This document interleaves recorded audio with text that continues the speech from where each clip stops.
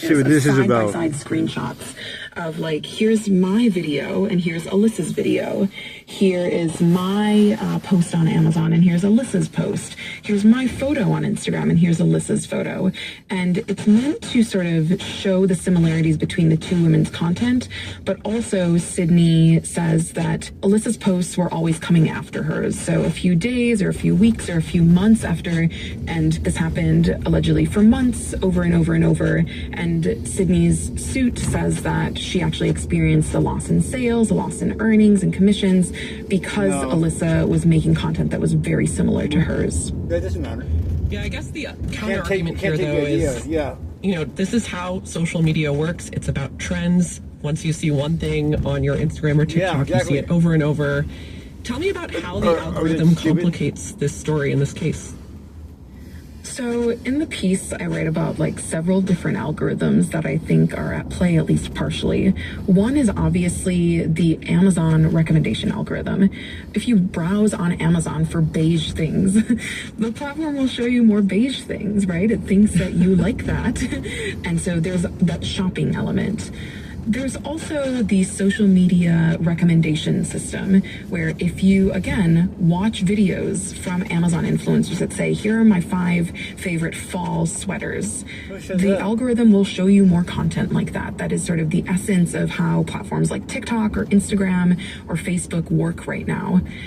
I also want to point out that Amazon has a guiding hand in all of this.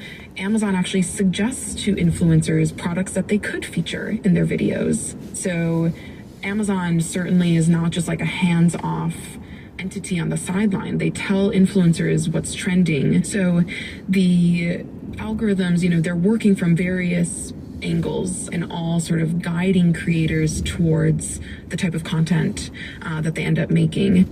Right. Well, this case is really about protecting influencers' work. So how could a ruling change what they do, how they create content, and what we actually see when we open up our phones? Influencers. So Sydney's lawsuit includes several really interesting and novel claims. For the purposes of this piece, I wanted to drill in on Sydney's claim that Alyssa infringed on her copyright. But in this case, Alyssa never reposted Sydney's content. She just posted images that looked similar. Right. No. And Sydney's argument is that this is infringing on my copyright. Now, if Sydney is successful in this, it's likely or very possible that there would be a wave of other lawsuits like this where influencers are going after someone else. But I think the takeaway of the story is really that this suit sort of gets at a complaint that a lot of content creators have. It's not rare where content creators sort of, have disputes going back and forth saying you copied my style or you copied my content or you are mimicking what I'm doing. But there's not really much of a legal avenue. And I think this lawsuit is maybe Sydney's effort to try to find a way to solve this problem. However, it could, significantly expand copyright law.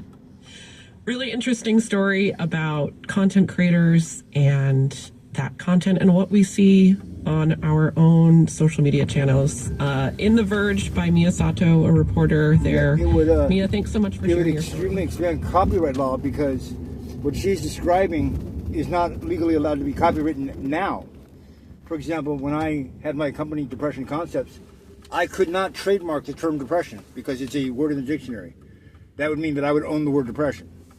I mean, so at some point you start owning like every move a person makes or owning every pose or owning that this person might have even taken an idea even though it's a common idea. Like there's laws against that because some things are just common, common things, you know what I mean?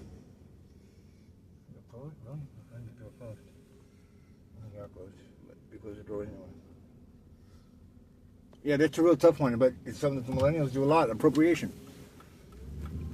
And we don't even know what's going on. I mean, look at Rick Ross. They stole his entire identity as a person, gave it to a guy who is not some crack dealer who made it big.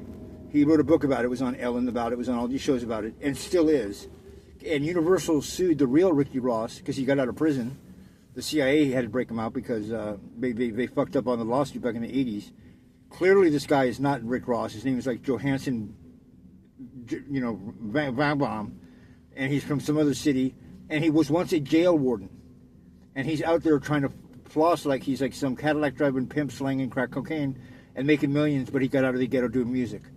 And that's not what happened at all. Universal Music basically created this persona that's a copy from Freeway Ricky Ross, knowing the name would ring a bell in some minds, and then they got this guy, paid him $1 million and said, act like this. Yeah, can you believe that? And then Rick Ross sued them, and then there's counter suing saying that you're damaging us from trying to make money, even though, yeah, we know, we admit, and they never paid him a penny for taking his identity. It's a landmark case because he lost. And trust me, I may not be that good looking, but you'll hear a lot of my words come out of very attractive men's mouths. Why? Because what Don says is sexy, but he just isn't. So he get a lot of pussy on what he thinks, but he just doesn't get a lot of pussy on how he looks. So you put Don's words in someone else's mouth, that's eugenics. Exactly. And so I've already seen it happen. Girl quoted, you get along with him, this and that. She's not on Facebook. And she was, I've never had problems with her boyfriends. I used to, basically read her boyfriends before she would get them, so I could give her a feel like, I think he's a problem, or be careful about this part of him. Like, he's a little touchy-feely guy, I think. But what ended up happening was one day she's trying to tell me about how I would agree a lot with her new boyfriend, and I would really like her new boyfriend because I hadn't been meeting him at that point. And she started telling me about the shit that he was saying, and I thought she was 100% joking. I totally thought it was a joke.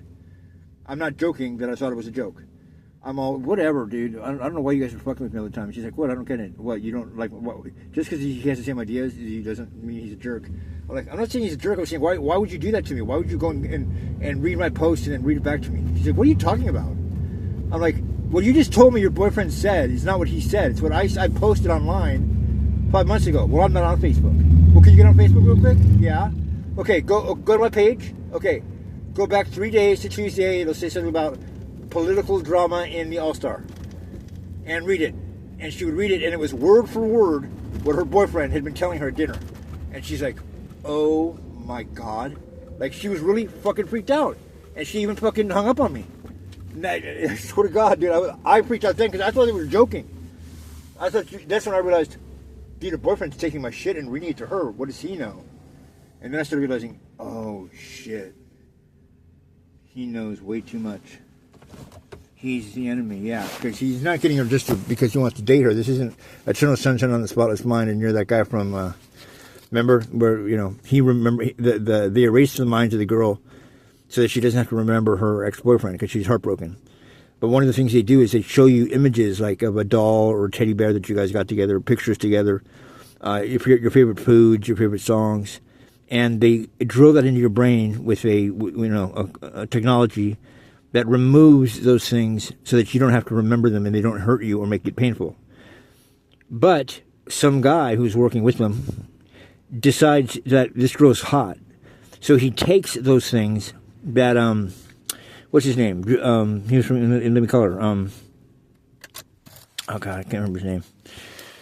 The things that she turns in to be like memory remover things are things he memorized, and then he comes up to her and acts like he doesn't know who she is, and she doesn't know him. He works at the doctor's office where she went in to get her brain cleaned, wiped, and she starts acting like the ex-boyfriend because he knows that there really was true love there. So he goes, if she gets her mind erased and I start imitating the things that she told the doctor she doesn't want to think about, she'll fall in love with me, and that's exactly what happens. And it's happening. I will never watch that movie again in my fucking life.